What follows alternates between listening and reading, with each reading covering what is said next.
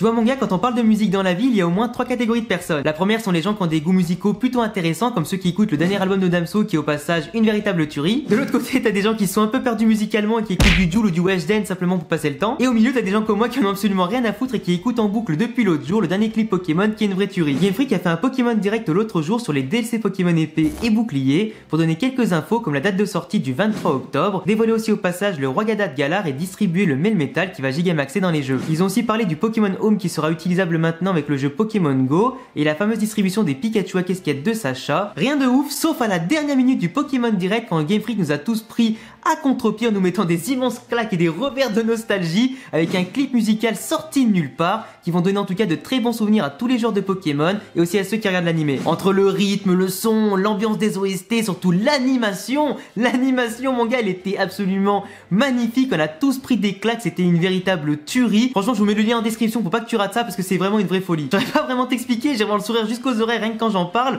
parce que c'était vraiment en tout cas un truc de malade et je pense que n'importe qui, toi comme moi on aimerait tous avoir un animé Pokémon ou n'importe quel animé du coup japonais ou peu importe avec ce style d'animation. Juste quand tu regarderais dans le clip mon gars, mais qui peut s'asseoir à sa table? Qui peut s'asseoir à sa table et lui dire j'ai plus de flow que toi? C'est impossible. T'avais aussi par exemple des personnages comme Lute, comme Blue, comme Cynthia par exemple aussi qui avaient quand même beaucoup de flow et de badassitude dans le clip mais honnêtement c'était une tuerie. Du coup je le répète, qui ne veut pas un animé avec ces graphismes là? Faudrait être fou. Et comme je le disais en début de vidéo, ce serait absolument énorme d'avoir un animé Pokémon comme ça, comme par exemple pourquoi pas l'adaptation du manga Pokémon La Grande Aventure. Ce serait vraiment hyper épique, on aurait là vraiment la meilleure adaptation possible pour un animé Pokémon qui pourrait même surclasser pourquoi pas la plupart des meilleurs animés. Les combats, les OST, les persos, oh là là, j'en rêve mon gars, j'en rêve. Du coup les amis, dans cette vidéo on va essayer de revoir ensemble la plupart des images bien évidemment sans le son pour éviter les droits d'auteur, pour voir un petit peu toutes les références et secrets cachés par rapport à l'animé et les jeux vidéo de Pokémon et voir pourquoi pas si vous aussi vous avez tout remarqué au visionnage. D'ailleurs si jamais vous voyez que j'ai oublié quelques références cachées par-ci par-là, n'hésitez pas à compléter ma vidéo dans les commentaires pour avoir du coup la vidéo la plus complète possible entre mon travail et aussi vos observations. Quand vous voyez l'introduction notamment du clip avec les 4 jeunes hommes qui vont marcher tranquillement sur les rails du train, vous vous dites de premier abord que ça va être un plan totalement anodin de la part de Game Freak pour pouvoir lancer par la suite le clip et enchaîner derrière le fanservice et les différents plans. Mais en fait c'est loin d'être anodin parce qu'en réalité c'est une référence cachée à Pokémon Rouge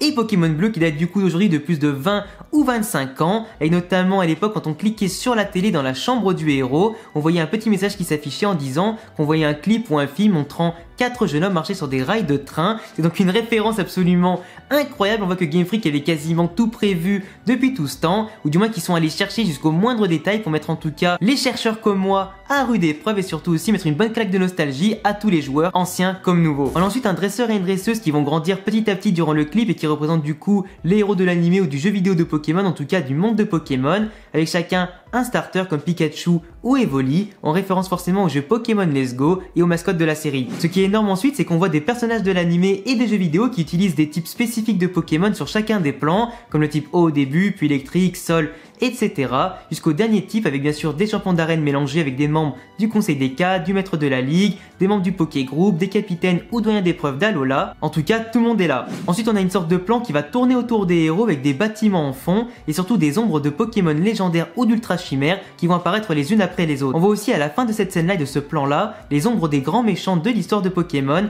que l'on reconnaît assez facilement comme Giovanni, Helio, Getis, Nikolai, Elsamina, Lysandre pour ne citer que. On voit aussi tous les héros des jeux masculins et féminins qui courent, puis l'apparition forcément ultra badass des maîtres de ligue, sans voir Reform d'ailleurs à la fin de ceci. Il y a aussi des rivaux et membres du Poké Group des différentes saisons qui vont apparaître par la suite les uns après les autres. On voit aussi un énorme plan en tout cas assez incroyable à voir avec un Mewtwo qui va montrer tout son charisme et toute sa puissance devant le personnage de Serena pour symboliser notre rencontre avec lui dans les jeux XY et notamment Amphinobi à ses côtés. Le clip musical va aussi montrer le Poké Group d'Alola avec notamment Gladio et Lily toujours aussi charismatiques que d'habitude, le personnage aussi de Tilly et les héros des jeux d'Alola. Puis on passe directement aux héros des jeux de Noir et Blanc et sur N, sans oublier bien évidemment les petites références à Zekrom et Reshiram à leur côté. On repère ensuite les starters de Johto qui sont tous mis en évidence en même temps que Silver, avant de voir Brice notamment marcher au loin avec Flora derrière lui. Bien évidemment quand on parle de nombreuses références et de grands dresseurs assez badass et puissants, comment bien sûr ne pas mentionner Blue dans ce clip là, qui nous montre son équipe hyper puissante au plateau Indigo, en référence bien évidemment au fait qu'il nous attendait là-bas dans les jeux Pokémon. On arrive ensuite bien évidemment au Mont Silver avec le combat légendaire opposant Red contre Lute. On remarque aussi dans le clip que le garçon et la fille notamment du début ont fini par inverser leur starter au bout d'un moment, du coup le Evoli est parti